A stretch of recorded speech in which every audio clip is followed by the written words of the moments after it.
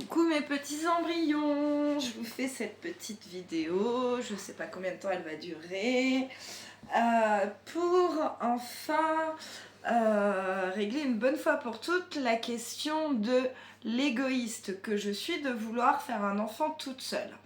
Alors, premièrement, je n'ai pas le choix, je suis obligée de le faire maintenant. Pourquoi j'en parle sur les réseaux sociaux? J'en parle sur les réseaux sociaux parce qu'à l'époque de mon adolescence, de mon début de vie de jeune femme, Internet n'était pas ce qu'il était. Et on parlait du VIH, du sida, mais on ne parlait pas de certaines IST ou pathologies gynécologiques comme on commence à peine à en parler maintenant. J'aurais su ce que je sais aujourd'hui, cela m'aurait évité d'en être là où j'en suis aujourd'hui. On va faire court, j'étais en concubinage avec quelqu'un qui m'a menti, qui m'a fait croire qu'il avait fait les examens qu'on est censé faire pour pouvoir retirer la seule et unique vraie protection, la capote.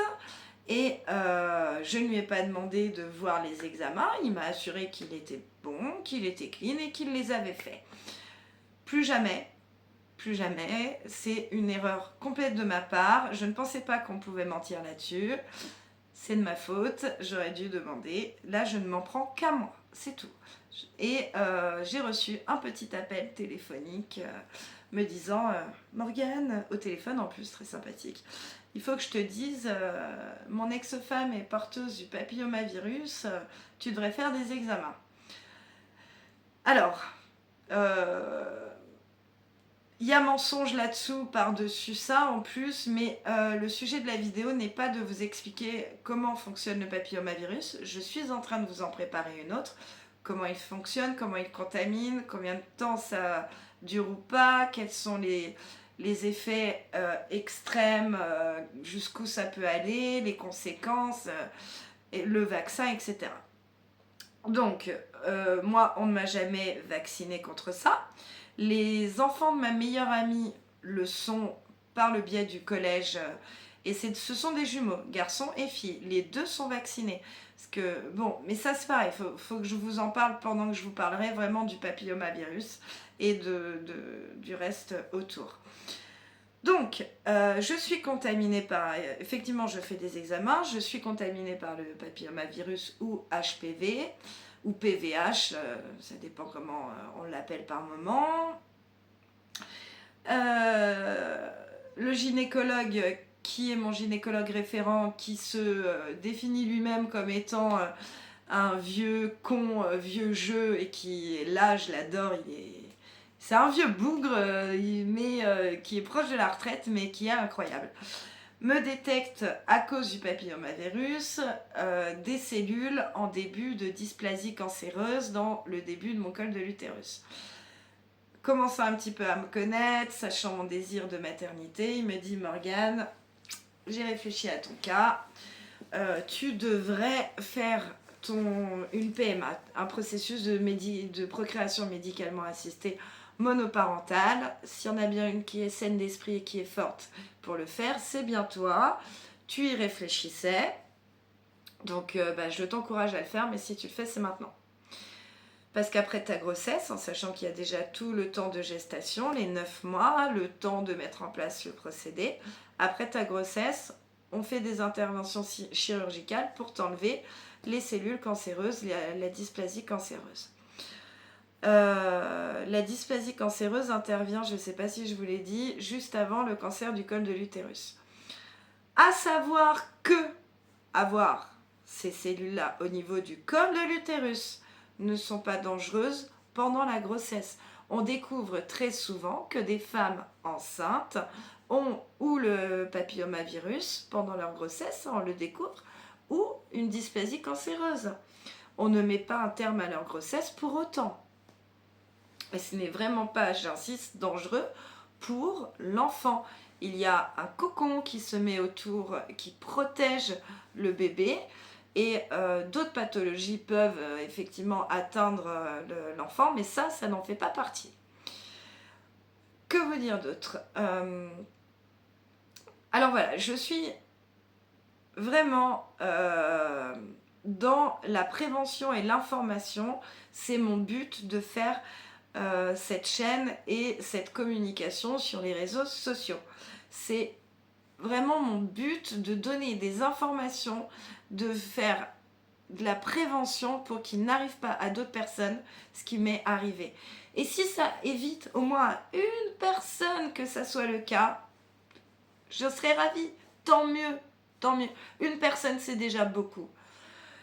Maintenant, je vais vous poser une question. Est-ce que, parce que j'ai bien compris, où c'est que les personnes qui me traitent d'égoïste de faire un enfant toute seule veulent en venir, est-ce que les parents normaux, qui sont, entre guillemets, qu'on appelle normaux dans la société formatée d'aujourd'hui, sont des égoïstes de vouloir avoir des enfants? Non, puisque le but de la vie, un des buts de la vie, c'est de vouloir la donner à son tour. Nous sommes des humains, nous vivons en groupe. À la base, nous étions des tribus. C'est certains facteurs, la religion, etc., qui a fait que nous avons décidé de se définir par deux individus en couple. Mais ça n'a pas toujours été le cas. Et puis nous le voyons bien, nous avons besoin d'être en groupe. Nous sommes une espèce qui a besoin du groupe. Donc maintenant, je vais vous faire une métaphore. Vous allez imaginer un tabouret. Le tabouret, c'est la vie de mon enfant.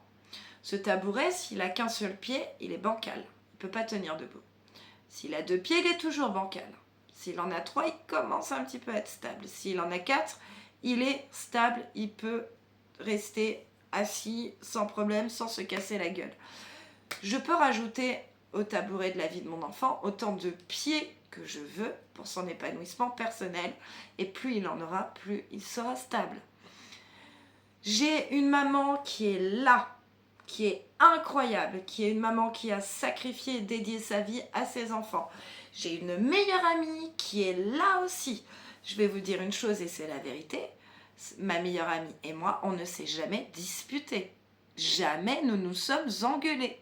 Je suis fière de cette amitié qui date depuis très longtemps. Alors c'est ça qui est encore plus fou, c'est que ni au début de notre relation, ni jamais, et après toutes ces années, nous ne nous sommes disputés. Jamais, jamais, jamais.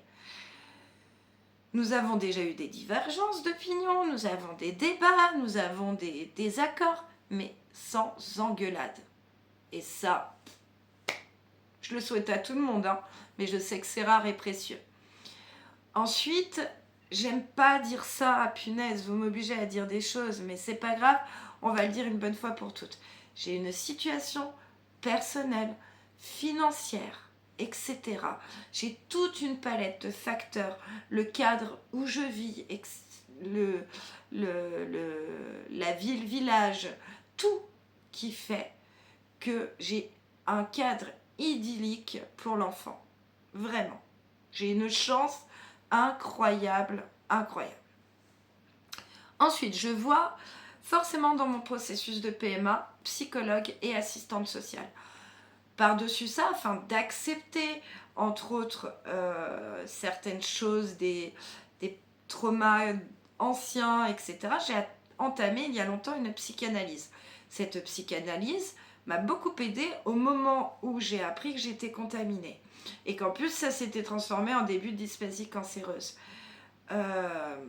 Mon psychiatre me le dit, il me dit je ne comprends pas que tu continues la psychologie avec les séances avec moi, tu es très saine d'esprit, tu es très équilibrée. Moi, ça me rassure. Et puis, de temps en temps, même si ça fait 6 mois que c'est pas le cas, il me redonne une petite clé de fonctionnement qui m'aide énormément et je peux vous assurer que là-dedans, c'est très mûri, c'est très équilibré, c'est très réfléchi. Et puis même si j'approchais la quarantaine et que ma décision était sans maladie, je la prendrais quand même. Parce que de toute façon, j'ai 38 ans bientôt. Je ferai quand même la procréation médicalement assistée, dans tous les cas avec ou sans maladie monoparentale. puisque je n'envisage pas de ne pas donner la vie à mon tour. Voilà, c'est dit. Ensuite, tout ce que je vous souhaite vraiment, c'est d'être heureux. Apprenez à vous écouter, décortiquez ce qui vous définit.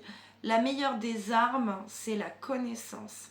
J'ai la chance de l'avoir compris et je peux vous dire que je me suis blindée avec le comportement humain, avec comment je fonctionne et comment fonctionnent les autres.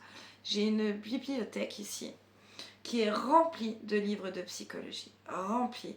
Et en plus de ça, j'ai mes expériences de vie pour moi, mes voyages également, parce que quand on rencontre des cultures, des pays différents, des lieux où les gens fonctionnent autrement, on apprend énormément. Donc voilà, je tenais à faire cette vidéo une bonne fois pour toutes, pour vous dire comment je suis avec ma décision. Je suis très claire. Non, je ne rencontrerai pas quelqu'un d'autre en lui disant c'est maintenant. Comme je refuse, j'ai eu des personnes qui se sont proposées de me faire un don. J'ai des hommes qui, je ne sais pas pourquoi, doivent être blessés dans leur ego en se disant mais la femme a plus besoin de nous, maintenant c'est nouveau. Pas du tout, c'est pas ça. C'est que je ne veux pas que mon enfant se dise ma maman sait qu'il y a mon papa quelque part, elle a l'information mais elle veut pas. C'est pas ça. Je préfère, pour que le débat soit clos, que ça soit anonyme. En plus, comme j'ai besoin de cette surveillance médicale absolue, qu'une fois que l'embryon est fécondé en laboratoire, on lui fasse certaines autopsies pour être... autopsie, mon Dieu, biopsie, excusez-moi. Mais d'ailleurs, je dis des bêtises parce qu'il y a aussi... bon, bref. Quand je vous expliquerai les processus par rapport au HPV ou une autre vidéo sur la PMA vraiment ludique en profondeur, vous comprendrez pourquoi j'ai utilisé ce terme. Donc, j'en reviens où j'en étais.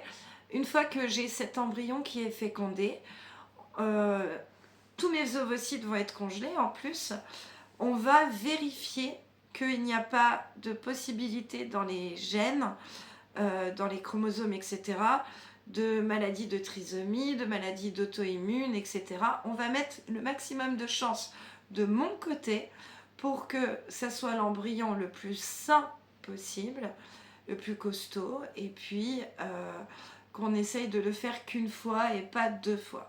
Et le reste de mes ovocytes sains, je les donnerai à une maman qui ne peut pas avoir d'ovocytes elle-même. Je fais don de mes ovocytes et je trouve ça génial dans ce processus de pouvoir permettre à des femmes qui n'ont pas la possibilité d'avoir leurs propres ovocytes de devenir mères elles aussi. Je trouve ça super, tout comme si plus tard il m'arriverait quelque chose et je me retrouverais sur la table d'opération avec plus la possibilité de continuer ma vie, mes proches sont parfaitement au courant que je veux faire don de mon corps, de mes organes, s'ils peuvent servir à quelqu'un qui en a besoin. Donc voilà, j'espère que le débat est entre guillemets clos, même si je n'y crois pas. Je savais en venant sur les réseaux sociaux que je m'exposerais à ça, j'en étais tout à fait consciente. Et j'assume, il n'y a pas de souci. Mais voilà, si je peux aider certains ou certaines, parce que vous le verrez dans ma vidéo du HPV ou du PVH, oui, effectivement, il y a des fois on peut le dire dans les deux sens, du papilloma, que les hommes sont concernés aussi. Et oui, s'il vous plaît, mettez des capotes, même pendant les fellations. Vous le comprendrez également lors de ma vidéo. Mais je veux sortir une vidéo de qualité, je veux sortir une vidéo avec des informations que je vous montrerai à l'écran. Je veux que vous preniez conscience de tout ça, mais en le comprenant, parce que la première fois que mon gynécologue a commencé à me parler, j'avais les films qui se touchent, un peu comme Micheline qui me fait ses réflexions sur les réseaux sociaux, ou Jean-Kévin. Vous savez, Jean-Kévin et Kevin, ces gens qui me traitent d'égoïste, qui me font des phrases plus rapides qu'ils ne pensent, qui arrivent à écrire plus vite qu'ils ne réfléchissent. Eh bien, j'étais comme ça, dans cet état, devant le gynécologue. Je comprends pas. Eh bien, le but de ma vidéo, ça va être que vous compreniez, mais surtout que le message y passe. Et ça, c'est le plus important. Voilà. Bon, je reste là pour ce soir. Je vous souhaite une très très bonne soirée. Prenez soin de vous. Sortez couverts, s'il vous plaît. Et n'oubliez pas qu'on n'a qu'un seul corps, qu'une seule vie et que on ne peut pas reset. Donc, prenez-en soin. Surtout, aimez-vous. Et lorsque vous stressez pendant 1 minute, vous libérez 1 heure de toxines. Donc, restez cool et voilà, tout ira bien.